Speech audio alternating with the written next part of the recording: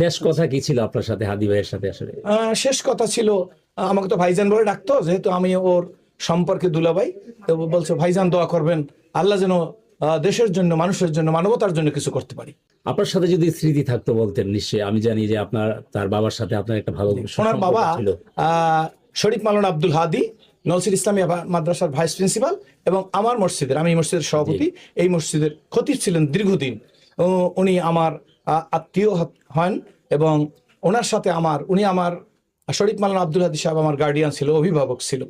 সুতরাং সেই দৃষ্টিকোণ থেকে আমি আপনার ওসমান হাদিরকে হারাই নাই, মনে করছি আমার একটা ডাইন হাতকে হারাইছি। আল্লাহ পাক যেন ওসমান হাদিকে জান্নাতের সর্বোচ্চ মাকাম। শেষ কথা কি ছিল আপনার সাথে, হাদি ভাইয়ের সাথে আসলে?